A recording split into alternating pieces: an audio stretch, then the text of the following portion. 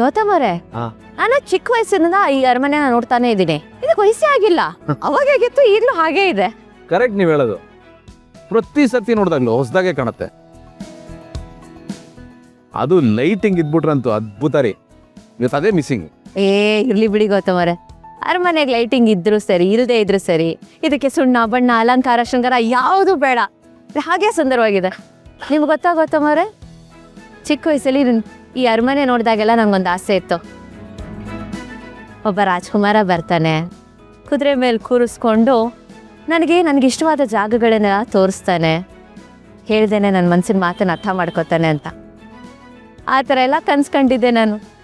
ಆದರೆ ಕನಸುಗಳು ನನಸಾಗಲ್ಲ, ಯಾವ ಕನಸು ನಿಜ ಆಗಲ್ಲ, ಅದಕ್ಕೆ ಅದನ್ನು ಕನಸು ಅಂತಾರೆ ಅಂತಾನೆ ಎಲ್ಲರೂ ಹೇಳ್ತಿದ್ರು. ನಾನು ಹಾಗೆ ನಂಬಿದ್ದೆ. ಬಟ್ ನನ್ನ ಜೀವನದಲ್ಲಿ ನನ್ನ ಕನಸು ನನಸಾಗೋಯ್ತು. ಆ ದೇವರು ನನಗೆ ರಾಜ್ಕುಮಾರ ಅಷ್ಟೇ ಅಲ್ಲ, ಒಳ್ಳೆ ಮನಸ್ಸಿರೋ ವ್ಯಕ್ತಿನ ಮಹಾರಾಜದ ರೂಪದಲ್ಲಿ ಕೊಟ್ಟಿದ್ದಾನೆ. ನಾನು ಮಹಾರಾಜನೋ ಇಲ್ವೋ ನನಗೆ ಗೊತ್ತಿಲ್ಲ, ಆದರೆ ನನ್ನ ಕಣ್ಣಿಗೆ ನೀವು ಯಾವಾಗಲೂ ಮಹಾರಾಣಿ. ಅರಮನೆ ಮುಂದೆ ನಿಂತಿದ್ದೀವಿ. ಸೊ ಈ ಒಂದಿನಕ್ಕೆ ನಾವು ರಾಜಾರಾಣಿ ಅಂತ ಅನ್ಕೋಬೋದಾ? ಒಂದಿನಕ್ಕೆ ಆಗ್ಬೋದು. ನೀವು ಯಾವಾಗಲೂ ನನ್ನ ದೃಷ್ಟಿಲಿ ಪಟ್ಟದ ರಾಣಿ. ರಾಜಾರಾಣಿ ಆಗೋದಕ್ಕೆ ಅರಮನೆ ಬೇಕಾಗಿಲ್ಲ, ಒಂದು ಹಿಡಿ ಪ್ರೀತಿ ಸಾಕು.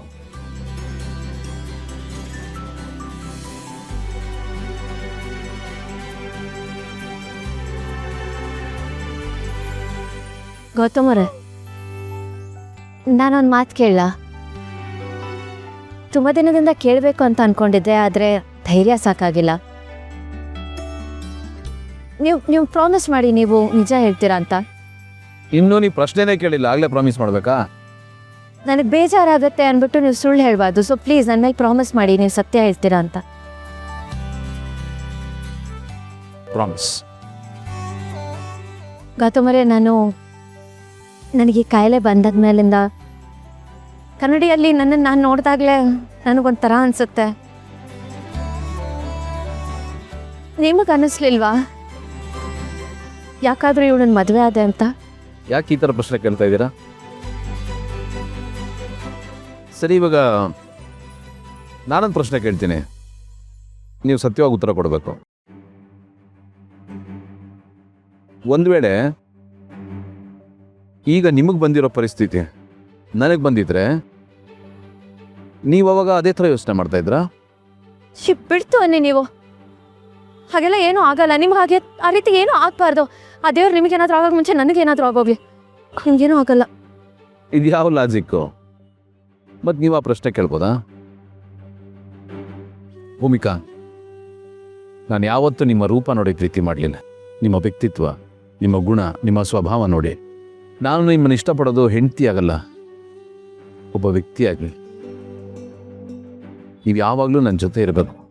ಭೂಮಿಕಾ, ನಿಮ್ಗೆ ಏನೇ ಆಗಲಿ ನಿಮ್ಮ ಬಗ್ಗೆ ನನಗಿರೋ ಪ್ರೀತಿ 1% ಕಡಿಮೆ ಆಗಲ್ಲ. ದಿನದಿಂದ ದಿನಕ್ಕೆ ಅದು ಜಾಸ್ತಿ ಆಗುತ್ತೆ. ನೀವು ಇನ್ನಷ್ಟು ಹತ್ತಿರ ಆಗ್ತಿದ್ದೀರ. ನೀವು ಒಂಥರ ನನ್ನ ಬಿಡೋಕ್ಕಾಗ್ದಿರೋ ಅಡಿಕ್ಷನ್ ರೀ. ಭೂಮಿಕಾ, ವಯಸ್ಸಾಗ್ತಾ ಇದ್ದಾಗೆ ಈ ರೂಪ ಎಲ್ಲ ಬದಲಾಗುತ್ತೆ, ಕಾಲ ಜೊತೆಗೆ ಎಲ್ಲನೂ ಬದಲಾಗುತ್ತೆ. ಆದರೆ ಒಳ್ಳೆ ಮನಸ್ಸು, ಒಳ್ಳೆ ಭಾವನೆ ಯಾವತ್ತೂ ಬದಲಾಗಲ್ಲ.